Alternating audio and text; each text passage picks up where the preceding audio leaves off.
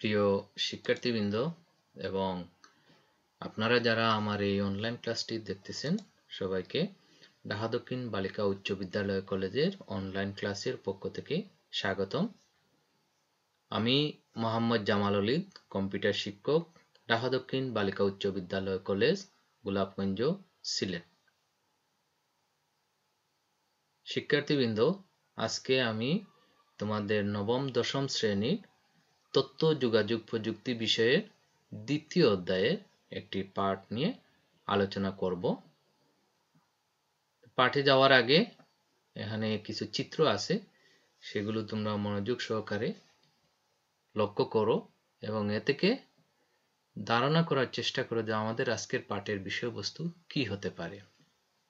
আমরা দেখতে পাচ্ছি পাঁচজন ব্যক্তি কম্পিউটার, স্মার্টফোন, ট্যাব সেগুলো ব্যবহার করতেছেন এবং বিভিন্ন ধরনের গেম সেটআপমেন্ট সেগুলো দেওয়া আছে।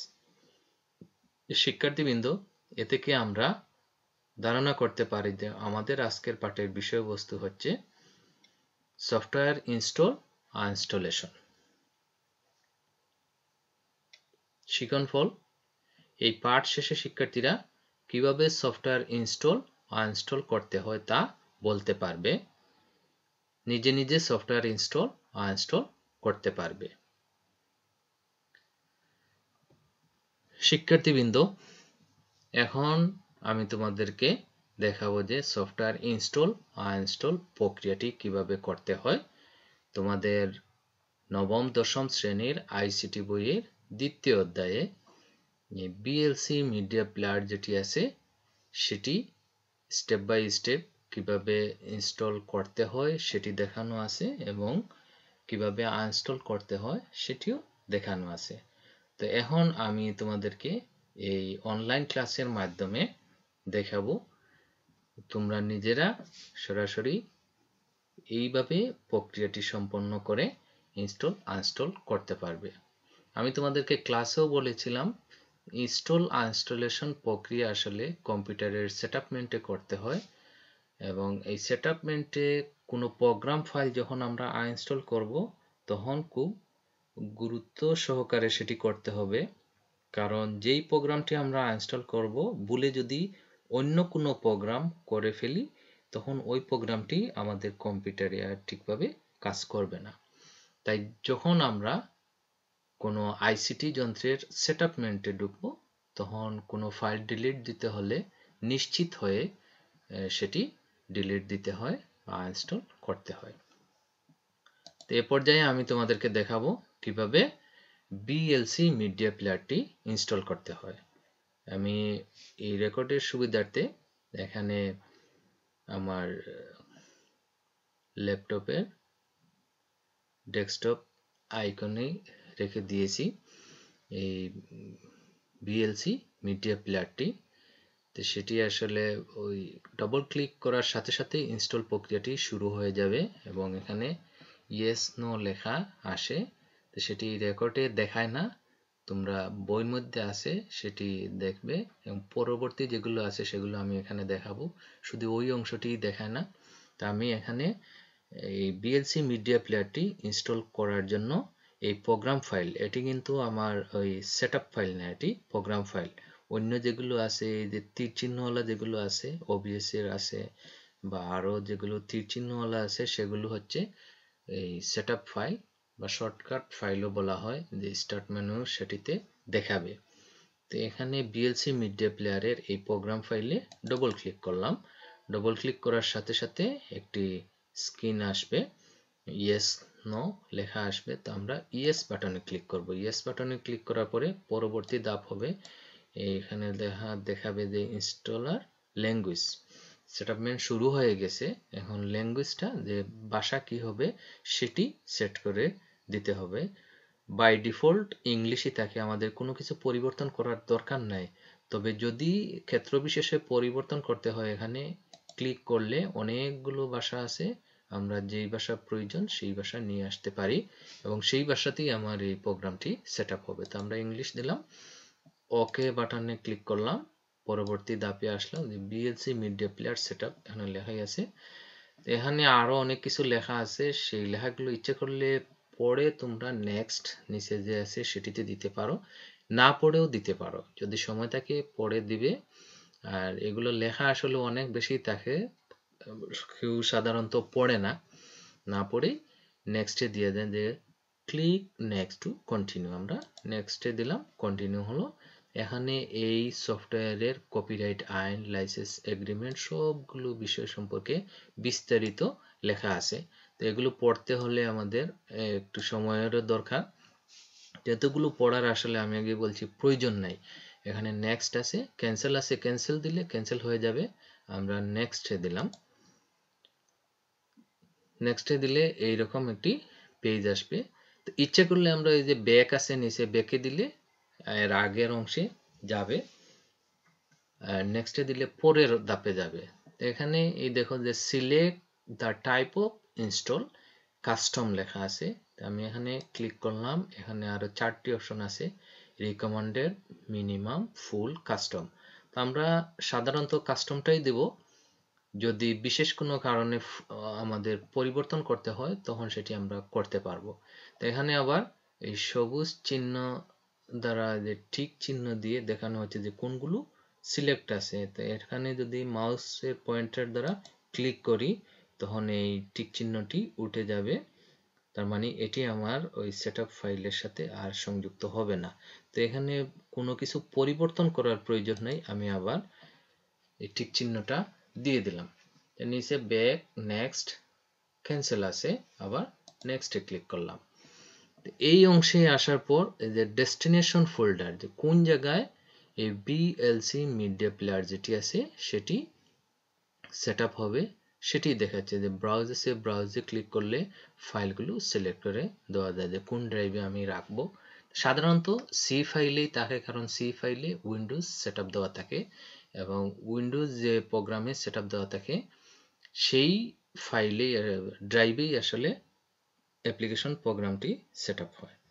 তো এখানে ইনস্টল লেখা আছে, ইনস্টলটি ক্লিক করলাম। এখন ইনস্টল প্রক্রিয়াটি শুরু হয়েছে। এই যে এক্সট্রা কোন কোন ফাইলগুলো এখানে ইনস্টল হচ্ছে সেগুলো দেখাচ্ছে। অনেক সময় পার্সেন্টেজ আকারেও তার আইকনগুলো আছে। এই যে গ্রিন অংশ যেটি, সেটি যখন সম্পূর্ণ হয়ে যাবে তখন ইনস্টলেশন প্রক্রিয়াটি সম্পন্ন হবে। তো এই জন্য আমাদেরকে কিছু সময় দিতে হবে এবং এই সময়টি আসলে নির্ভর করে আমাদের প্রোগ্রাম ফাইল যেটি আছে সেটির সাইজের উপর। যদি প্রোগ্রাম ফাইলের সাইজ বেশি হয় তখন সময়টি, ইনস্টলেশন সময়টি বেশি নেয়, আর প্রোগ্রাম ফাইলের সাইজ যদি ছোট হয় তখন সময়টি কম নেয়। তো বিএলসি মিডিয়া প্লেয়ার যেটি, সেটি ইনস্টল হতে আসলে তেমন সময় নেয় না। আরো অনেকগুলো ফাইল আছে, সেগুলো বড় ফাইল যেগুলো সেগুলো ইনস্টল হতে সময় বেশি নেয়। তো যখন ইনস্টল প্রক্রিয়াটি সম্পন্ন হবে তখন এইরকম একটি পেজ আসবে। আমরা নিচে ফিনিশ লেখা আছে, ফিনিশে ক্লিক করলাম, ফিনিশ হয়ে গেল এবং এই পেজটি এভাবে চলে আসবে। তার মানে আমাদের বিএলসি মিডিয়া প্লেয়ার যেটি আছে সেটি ইনস্টল হয়ে গেছে এবং এখানে এরকম একটি আইকন আমরা মনিটরে দেখতে পারবো। এখানে দুটি আছে, দুটি থাকলেও নিচের যেটি সেটি আসলে সেটআপ হয়েছে, উপরেরটি সেটি প্রোগ্রাম ফাইল, সেটি সেটআপ ফাইল না। তো এই প্রোগ্রাম ফাইলে ক্লিক করলে আমি এখানে এই ক্রসে দিয়ে দিলাম, সেটি চলে গেল। এখন এই আমার কম্পিউটারে সেটি সেটআপ হয়েছে। এখন সেই বিএলসি মিডিয়া প্লেয়ারটি ওপেন করতে চাইলে এই জায়গায় আমি ডবল ক্লিক করলাম, ডবল ক্লিক করার সাথে সাথে এরকম এই বিএলসি মিডিয়া প্লেয়ারের স্ক্রিনটি আসবে। এখানে অনেকগুলো অপশন আছে, media playback, audio, video, subtitle ইত্যাদি। তো আমরা যদি কোনো ফাইল আমার কম্পিউটার থেকে অথবা এই সিডি প্লেয়ার থেকে বাজাতে চাই তখন এই মিডিয়া যে জায়গায় লেখা আছে এই অংশতে ক্লিক করতে হবে এবং ওপেন ফাইল আছে, ওপেন ফাইলে ক্লিক করলে যেই ফোল্ডার থেকে ফাইলটি নিয়ে আসবো সেই ফোল্ডারটি সিলেক্ট করতে হবে। তবে যেহেতু এটা মিডিয়া প্লেয়ার সেহেতু অডিও ফাইল অথবা ভিডিও ফাইল হতে হবে। এমনিতে যে কোনো ফাইল দিয়ে দিলে হবে না। এখানে একটি ভিডিও ফাইল আছে নেটওয়ার্কিং এর, এটি দিলে এভাবে আসবে। এখানে দিয়ে দিলাম, এই নিচে ক্লিক করলে যে প্লে এবং প্লে হলো, এখন পজ হলো। এইভাবে আসলে এই বিএলসি মিডিয়া প্লেয়ার দিয়ে আমরা আমাদের যে মিডিয়া ফাইল আছে যেগুলো সেগুলো চালিয়ে দেখতে পারি। মানে ক্রস বারে দিলাম, সেটি চলে গেল। শিক্ষার্থীবৃন্দ, এভাবেই মূলত আমাদেরকে একটি সফটওয়্যার বিএলসি মিডিয়া প্লেয়ার যেটি সেটি ইনস্টল করতে হয়। এখন আমি তোমাদেরকে দেখাবো কিভাবে আনইনস্টল করতে হয়। আনইনস্টল, এখানে রাইট বাটনে ক্লিক করলাম, পার্সোনালাইজ আছে, পার্সোনালাইজে ক্লিক করলাম, অথবা এই যে মনিটরে স্টার্ট বাটন যেটি আছে সেটিতে গিয়েও কন্ট্রোল প্যানেলে গিয়ে সেটিংয়ে গিয়ে আনইনস্টল করা যায় প্রোগ্রাম। তো এখানে আমি কন্ট্রোল প্যানেল লেখা আছে সেটিতে দিলাম, ক্লিক করলাম। অনেকগুলো প্রোগ্রাম আছে, এখানে প্রোগ্রাম লেখা আনইনস্টল এ প্রোগ্রাম, এই অপশনটায় ক্লিক করতে হবে। এখানে ক্লিক করার পরে আনইনস্টল এ প্রোগ্রাম লেখা আছে, যে আনইনস্টল এ প্রোগ্রামে ক্লিক করলাম। এখানে অনেকগুলো প্রোগ্রাম আছে এবং থাকবে এভাবে, কারণ কম্পিউটারে যতগুলো প্রোগ্রাম ফাইল আছে সবগুলো কিন্তু এই কন্ট্রোল প্যানেলে আনইনস্টল প্রোগ্রামে দেখাবে। এখান থেকে যদি আমরা কোনো প্রোগ্রাম ভুলবশত সিলেক্ট করে আনইনস্টল করে ফেলি তখন আর সেই প্রোগ্রামে কাজ করবে না। সবগুলো কিন্তু আলফাবেটিক্যালি একটির পর একটি দেওয়া থাকে এ টু জেড পর্যন্ত। তো ভিএলসি, তাহলে আমরা ভি অপশনে গেলেই ভিএলসি মিডিয়া প্লেয়ার পেয়ে যাব। হ্যাঁ, এখানে এই ভিএলসি মিডিয়া প্লেয়ার আছে, একটি ক্লিক করলাম। এই উপরে আনইনস্টল চেঞ্জ আছে, আনইনস্টলে দিলাম। আনইনস্টল দেওয়ার পর আনইনস্টলেশন শুরু হবে।